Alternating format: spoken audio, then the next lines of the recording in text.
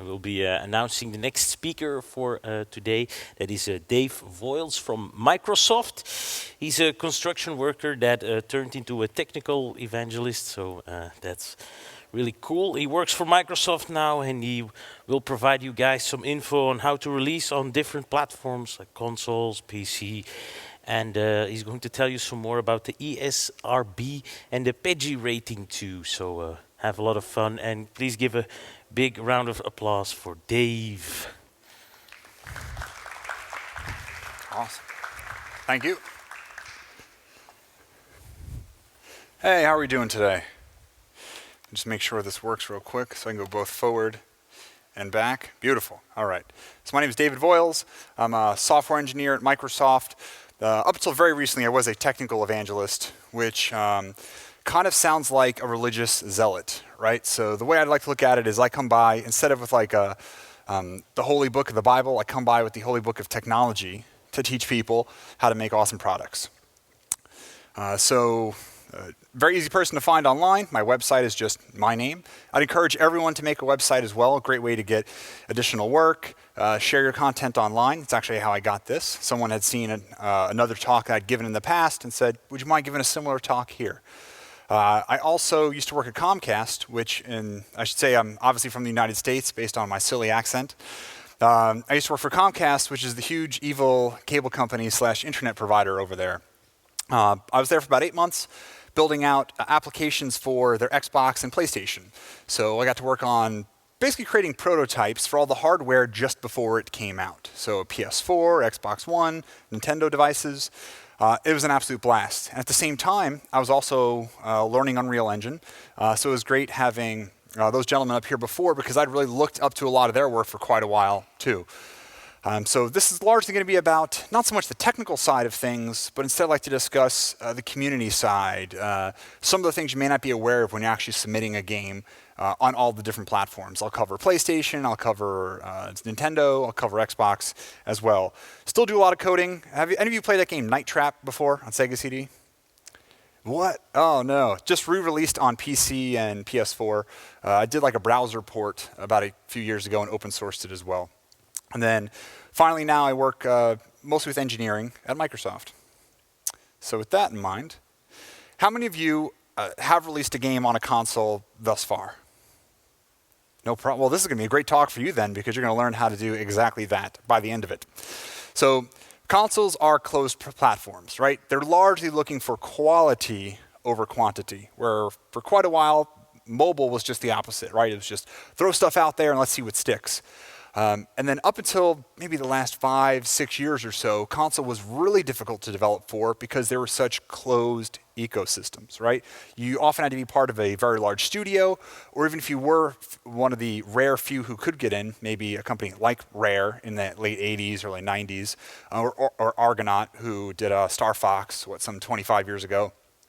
Those were very few and far between.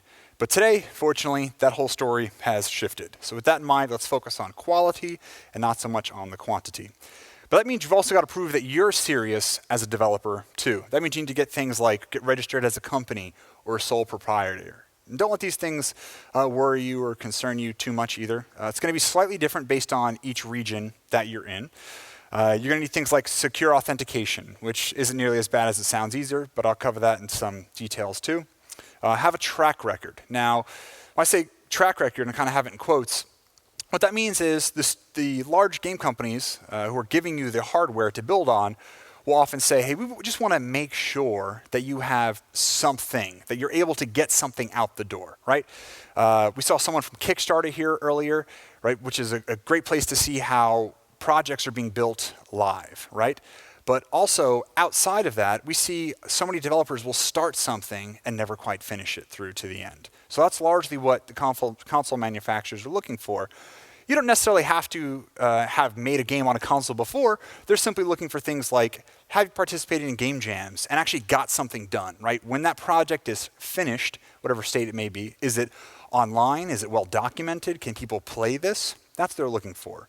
So maybe you have a mobile game that's already out there. Fantastic. They'll often look at that positively in the eyes of track record. You also have to have something like a VAT or value added tax number if you're going to release at least somewhere in Europe. The big three I mentioned before, Xbox One, Microsoft, we have Windows 10 is also included that as well. Obviously Sony, they have PS4 and the Vita, unfortunately seems to be going the way of the dinosaur, which is a shame because I absolutely love that thing. How many of you have a Vita? Right, see, only a few. It was a shame. I feel like they just never quite promoted that the right way. But I'll tell you, I spent entirely too much time going through Persona 4 on that game platform as well.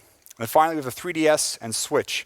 Nintendo is a bit of an anomaly. They're opening up far, far more than they used to in the past, especially on their indie platform. But now I find it's a much easier company to work with than previously.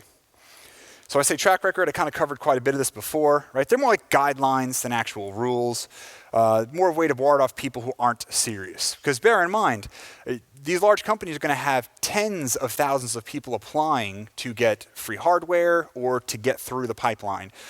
And sure, hardware you can manufacture at a pretty affordable price, but at the same time, if all these people are applying and there is no barrier to entry, you have a large mess of a store, which we've seen with things like Xbox Live indie games 7, 8, 9 years ago.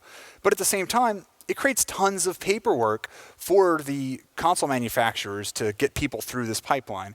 If you have to get 1,000 developers through, maybe it's not so bad. But if you're talking about tens of thousands of people and you're trying to have conversations with each of them and understand where are they in the development process and are they going to be exclusive to us, that's a lot of work to manage. Console makers want a legal entity, right? Sole proprietorship, which you might use if you're just a single individual, a C Corp, where the company itself is a taxable entity, or an S Corp, where the individual, you, the creator of this company, is taxable. I encourage you to find an accountant or lawyer to kind of walk through some of these. They are far less technical than they sound at this point, but I just want you to be aware. Secure authentication, again, somewhat straightforward.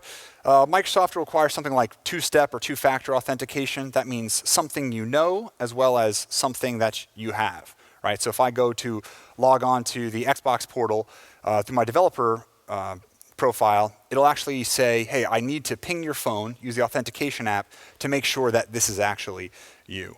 Nintendo just has a username and a password, but you've got to encrypt everything that you upload there.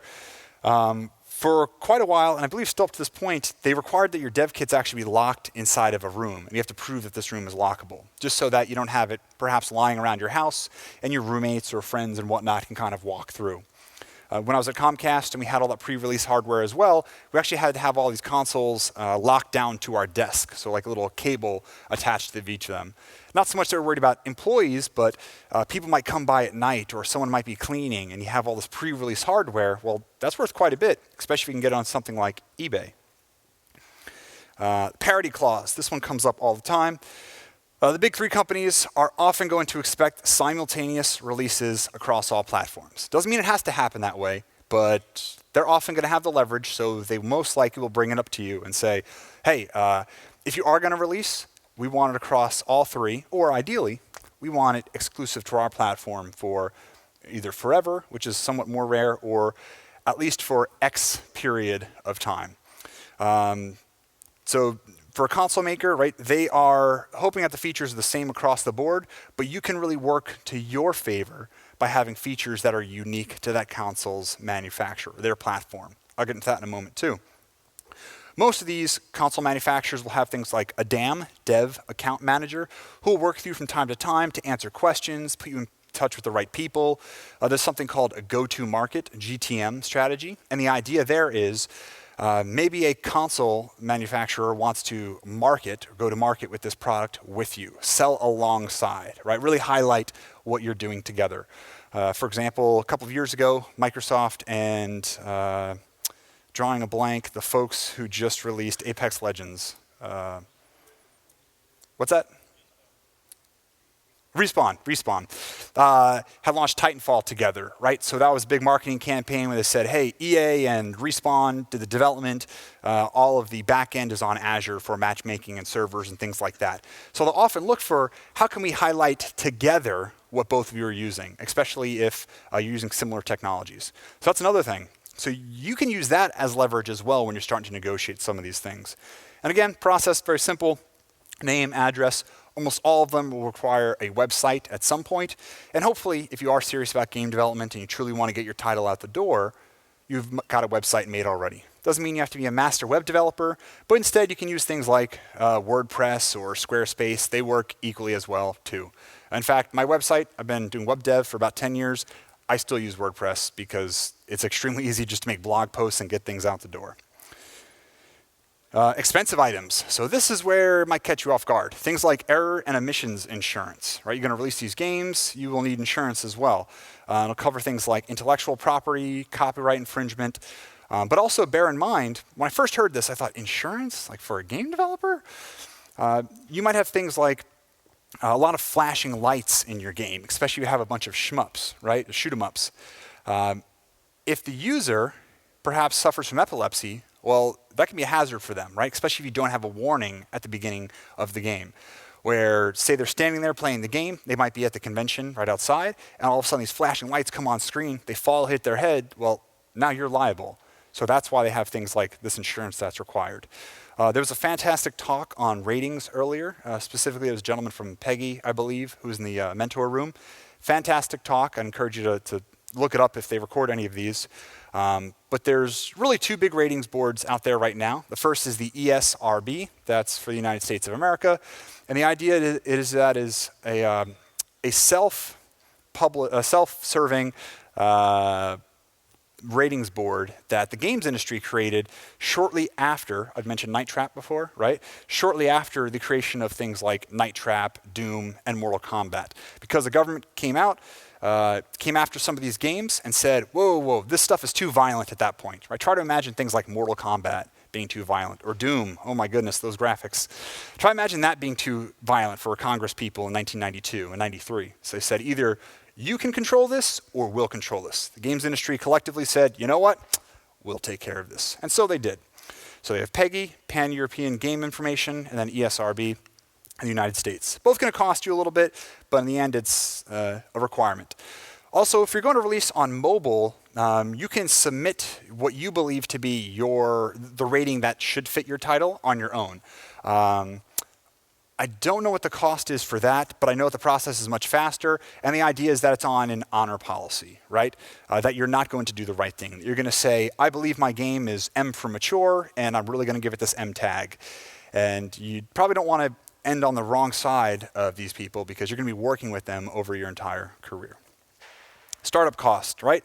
Get your studio up and running, whether it's just yourself or a whole bunch of folks. Software, things like Premiere, Photoshop, Unity, Unreal, all cost a little bit of money. If you have those .edu accounts, they can get you so far, but after a while, you're going to have to start paying for a lot of this stuff. Licenses, maintaining your game's domain name, right? You don't want to drop that. I use something like Namecheap, which is extremely easy and fast way to getting a website. My website's like $12 a year for that.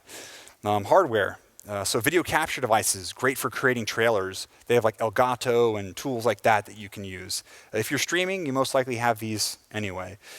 Professional services, bookkeeper and lawyer, very important to have. Doesn't mean you have to have them on, pay for them all day or they have to be sitting at your desk. You can often hire someone to do this on maybe once a month. They come in for a few hours to do the books, or you hand them some information.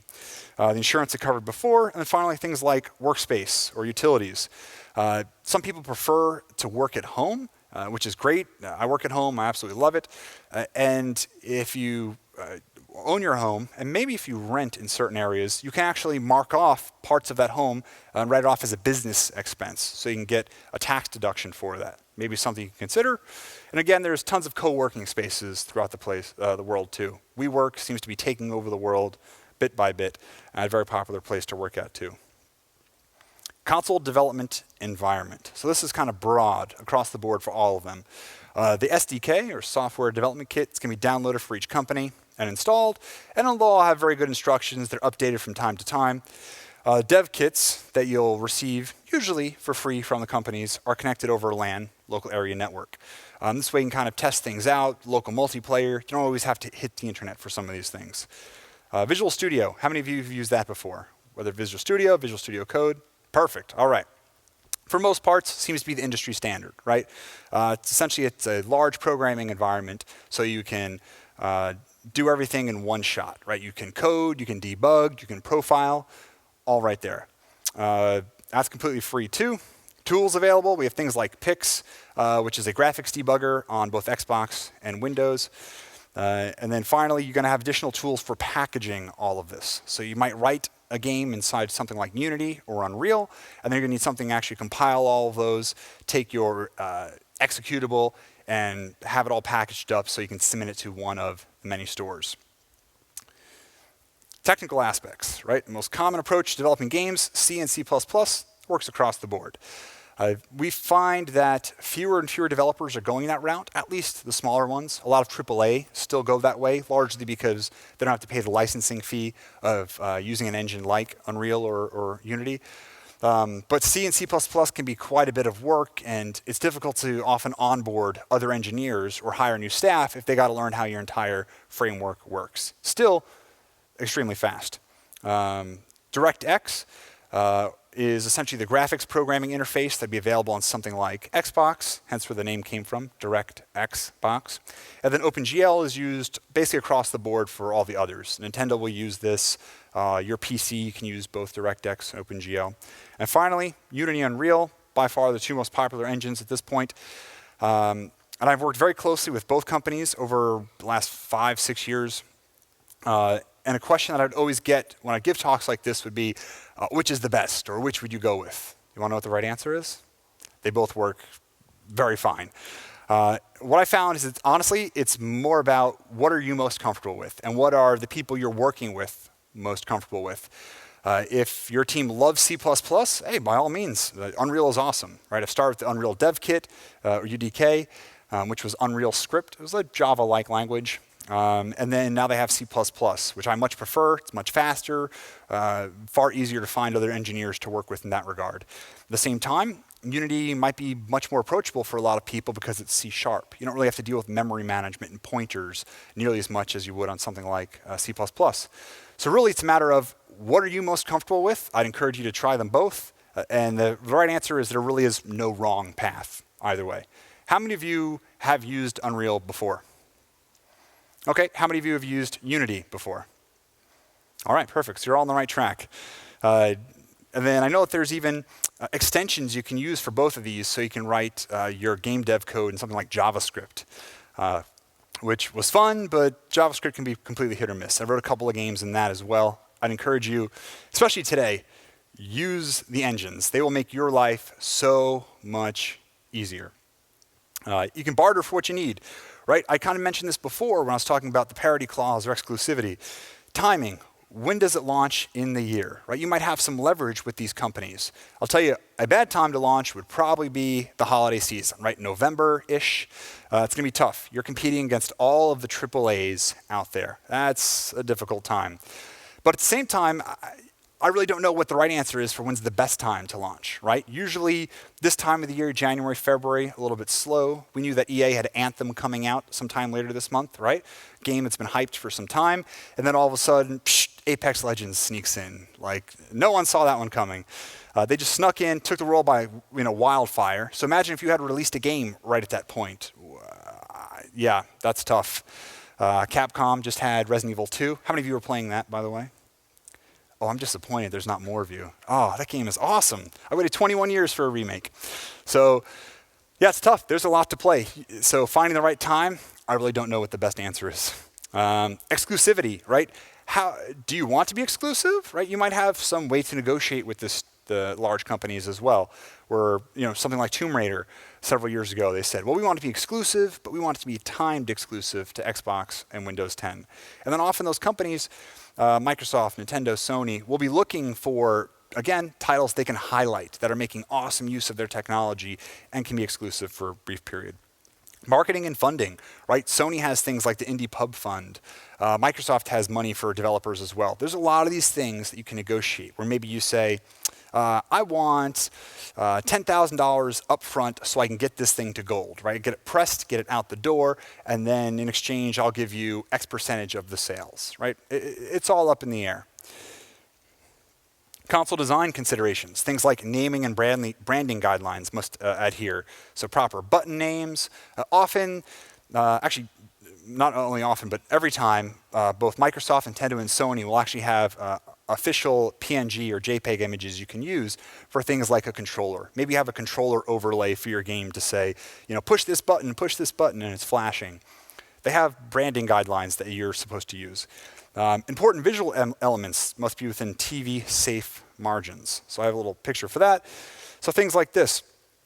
Both televisions and PC monitors are going to display things slightly different. I'm sure you've come across this at some point where a game just doesn't scale correctly to your TV, and you're missing part of the HUD or how many lives you have. Your hearts are kind of covered up. Well, that's part of this. There's all kinds of tools that you can use, particularly images, to adjust and make sure that you're within the correct scale. But often you'll find that games will actually have a little slider, Resident Evil 2, for example, that can adjust how wide the screen is. Go back. User management controller assigned edge cases must be thoroughly tested. There's a program called Xbox Live Indie Games, which I'll get back into in a bit. That was the first time I'd released a game on an Xbox console. Basically, for $100 a year, anyone could release a game. It was awesome. This was where I learned how important all of this was, right? So one of the edge cases they would have you test, and your game could not be launched to the store unless they tested this out, was say the user is trying to save to a memory card, right? Or save to a hard drive. And someone pulls the memory card out, right? Because on Xbox 360, you could still use a memory card at that point. What happens? Does the game crash? Is that file corrupted? Does the game throw an error? You've got to be able to, what's called, gracefully handle that. Maybe someone's playing, and if you had a dog or something, I know I've had this happen plenty of times, at least when everything was wired, my dog would run across the floor, run across the living room, and the controller goes flying out, right? There are plenty of games that crash with that. You want to be able to gracefully handle that. That might mean something like pausing the game or having a little warning appear, something of that nature. But the memory and saving was probably the biggest one that got people all the time. So in your code, you might have something like try, catch to avoid those exact things. Requirements for load times, warning issues, things of that nature. Achievements, right, are often required. And here we go. Here's an example. Does anyone know which game these achievements are from? It's an older game that was re-released on just about every platform a couple years ago. If you think you know, shout it out. Sonic CD. Yes, good choice. One of my favorite games. So yeah, example of achievements, and particularly good achievements. You want ones that are going to entice people to play.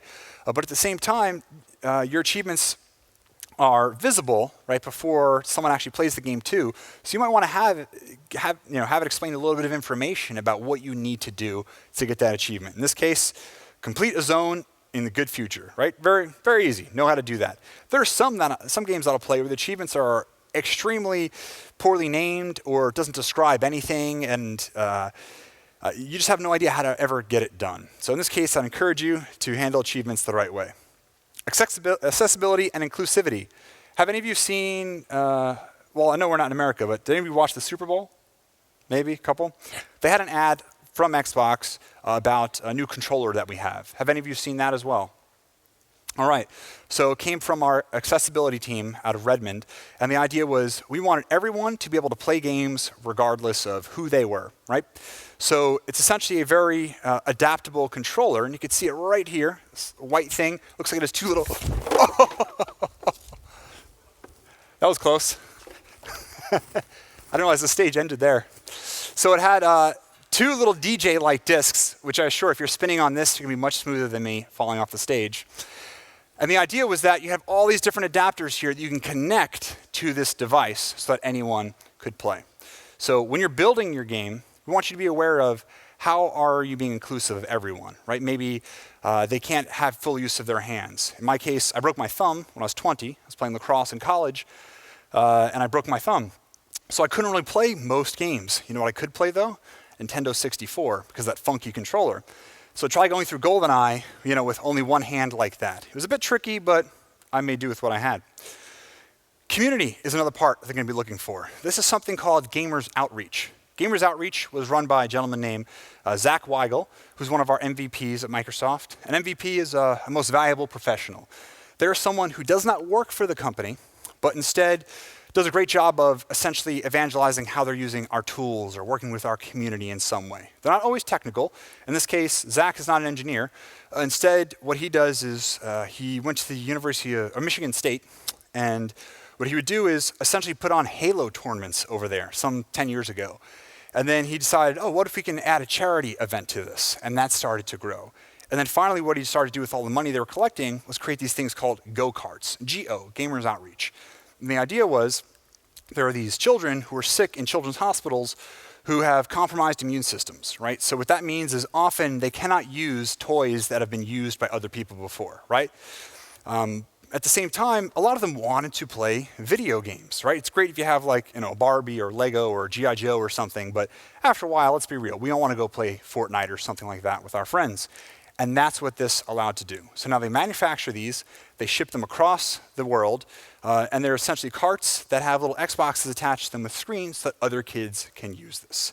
So this might be something great that maybe you or your studio would want to partner with to say, hey, we created a game, it's very accessible, here's how we're working with Gamers Outreach and Xbox to get this out the door. Something that benefits everybody. Moving on.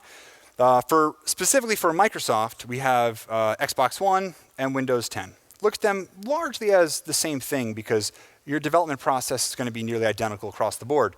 For Xbox One, we have the ID at Xbox program. Have any of you applied for this before? All right. So you have ID at Xbox. If accepted, you get 2 free Xbox One dev kits. You can actually take your retail unit. That's the one if you go down to Amazon or Walmart or whatever, buy an Xbox. You can turn that into a development kit right now too, and you're ready to go as well. It might take several weeks or months to get through this process, but the idea is fill out your forms correctly, you're good to go.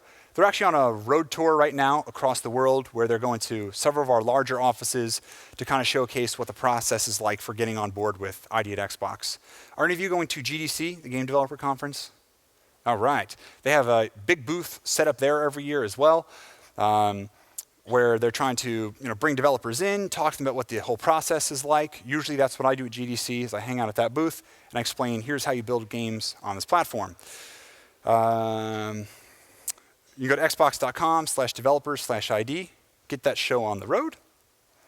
The process, again, you submit your application, receive regular updates from the ID folks. You submit your concept, often a very simple, straightforward, not quite a game design document, but my game in these few bullet points, here's what I have so far. Just so this way they can have a good understanding of what they can expect down the pipeline, but maybe so they can give you more information too. Maybe you're going to say, I'm going to have a kart racer with bubbly characters who spit out turtle shells and bananas, right? The Xbox folks might say, well, actually, we are also going to highlight a game that's doing the same thing at the same time period that you want to release yours. So, why don't you work something out so that you're not releasing on top of each other, right? You don't want to cannibalize each other's sales, but you can work with one another to say, well, if you're done already, why don't you release then, and then you release at some other date.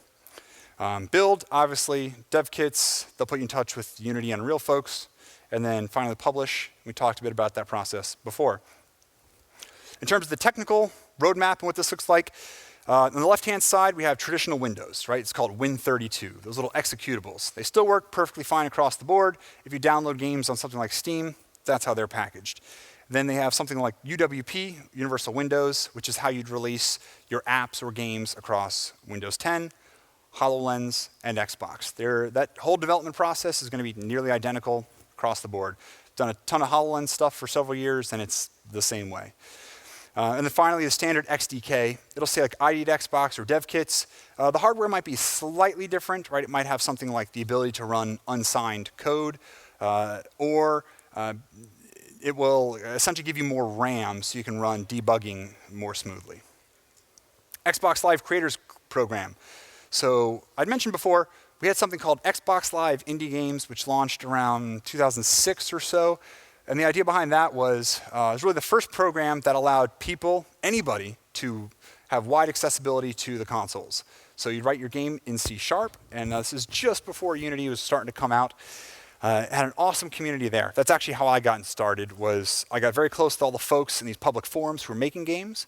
If you haven't made a game before, how about this? Who has not made a game before? Oh, so some new people. How many of you have made a game? Awesome. For those of you who haven't, I'd say start as simple as possible. This community is what got me started. I asked them, what should I make? I don't know anything about programming at this point. You know what they all told me? Pong. Make Pong. And for several reasons. Pong is extremely simple to understand, right? Even your parents and your grandparents know what Pong is, right? The code is often very basic, right? In that the most difficult part will probably be something like, how do you handle the physics of the ball reacting to the paddle?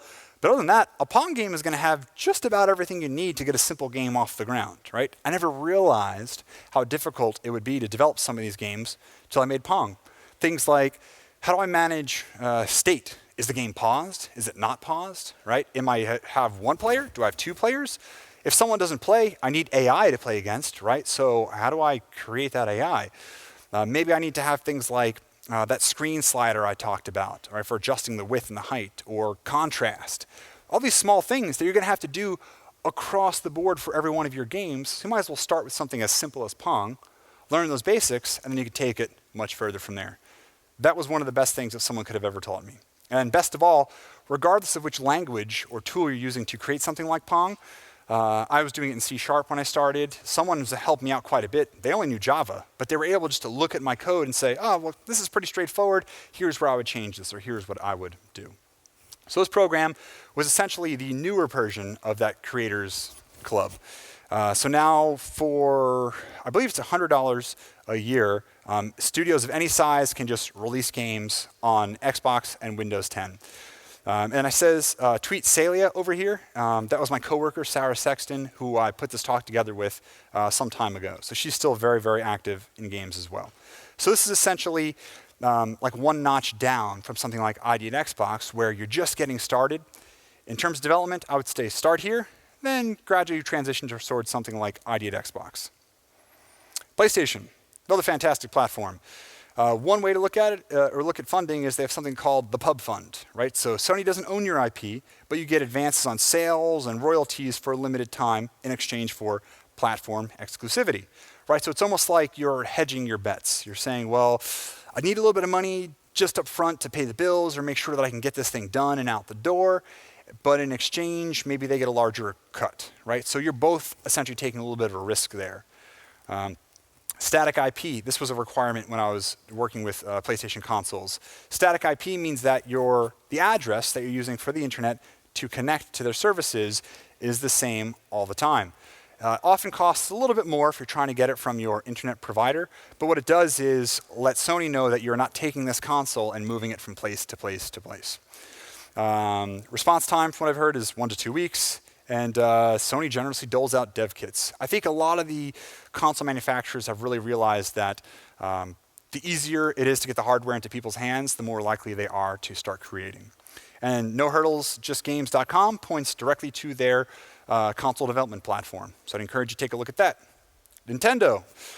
As an indie, again, they're starting to focus on exclusivity for things like Switch and the 3DS. Nintendo, again, wasn't always like this, and they're still very much focused on first-party IP, right? So bear that in mind. Think about the big things that you see highlighted by Nintendo all the time. Mario Kart, Super Smash was just released, right? Things of that nature. Doesn't mean do not release on this thing. Sold like gangbusters. And if you're someone like me who flies a lot, this thing is worth its weight in gold. Just be aware that your negotiations might be a bit different with Nintendo. You can apply for their self-publishing program. They will loan you a dev kit for a period of time. And you can buy other ones, but they're going to cost you about $800. So all console makers want something special. I had briefly spoken about this, right, that Xbox Live Indie Games program that I had started with. When I say they want something special, it doesn't necessarily mean that you have to have a proven development record, right?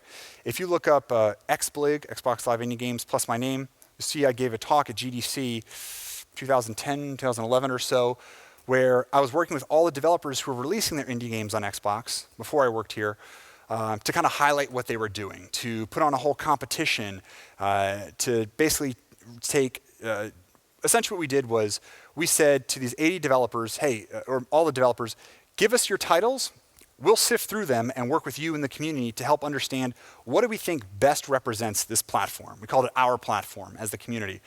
What do you think best represents it? And we will work to highlight and promote the 10 best titles from there. So we did this several times. Microsoft was on board and said, this is awesome. We'll put it on the front of the dashboard, which is usually pristine space, costs quite a bit of money, to highlight these games as well. We did exactly that. And by working with the community, you can highlight not only your games, your titles, your products, but also your team, your work. That's part of your track record. And it'll make it much easier for you to continue to work in the industry afterwards. So that's something special these manufacturers want to see. At the same time, they'll all want something special, perhaps technically involved with your game, right? Something like PlayStation, right? They might want cross-device multiplayer or cross-device play. Right? How many times you've bought a PlayStation game and thought, oh, this is awesome. I love it on PS4. You know, it'd be great. I fly all the time. It would be pretty awesome if I could also play that game on something like a Vita, right? So I could buy it once, play it across both. That might be a pitch you can go to Sony with. Xbox, right? They might want unique integration for something like Mixer, their streaming service. So maybe you say, well, you have the Mixer SDK open. I'm going to tie in to this SDK so that players can really interact with what I'm doing. I have 5 minutes left, but there's something quick I want to cover in terms of that the Mixer part, or interactive part. Right? You're all familiar with Twitch and all these streaming services, I'm sure. The best use case, the best example I ever saw was from another coworker who just joined the company at the time, and he loved writing old video games. We were working on Nintendo stuff for a while, for NES. It was all assembly, old, disgusting code. But what he did was he actually hardwired into the memory of this Nintendo console, which then was wired through USB to his laptop. And what he figured out was he knew in a handful of games, Contra, Castlevania, where the memory space for things like inventory and lives and weapons were.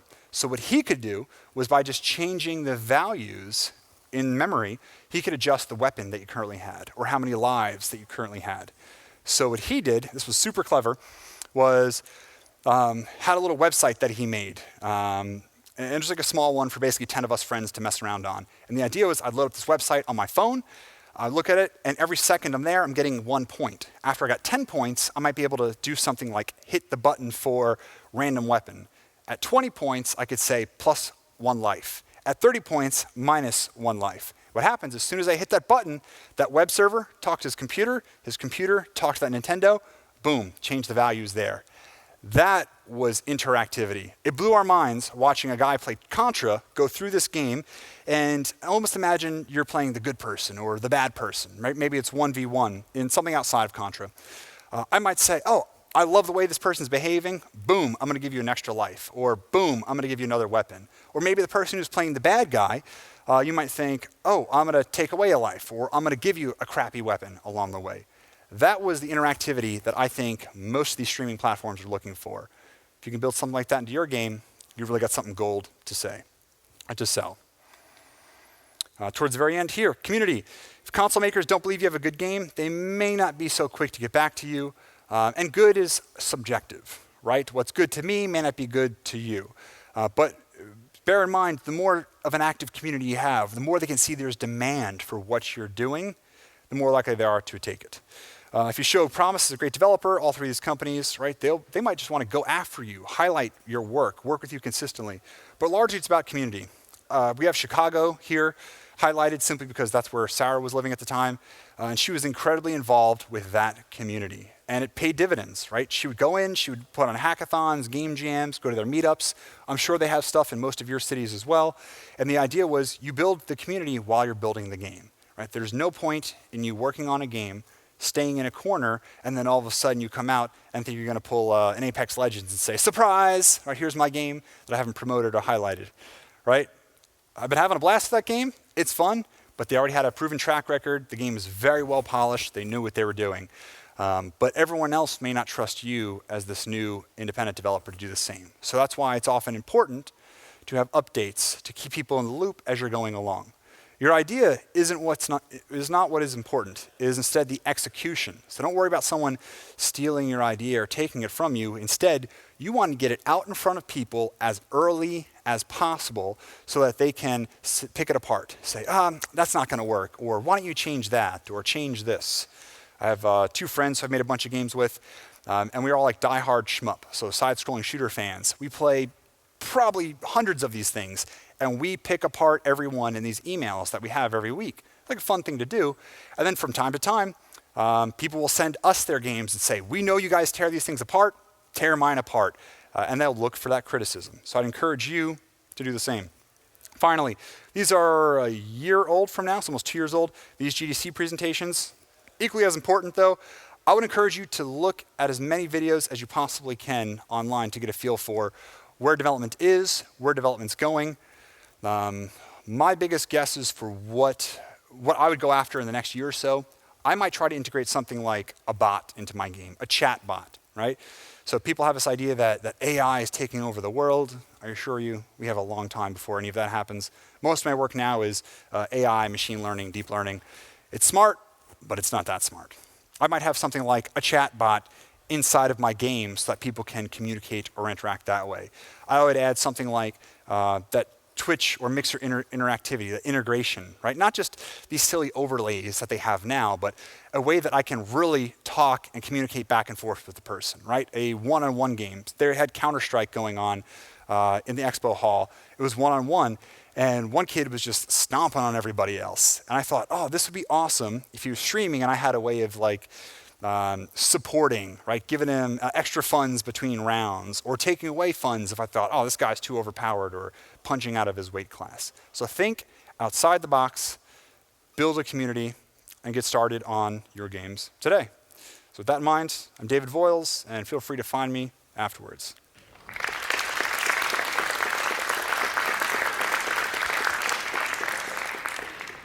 But let's keep it between you and I that I wiped out on the stage over there.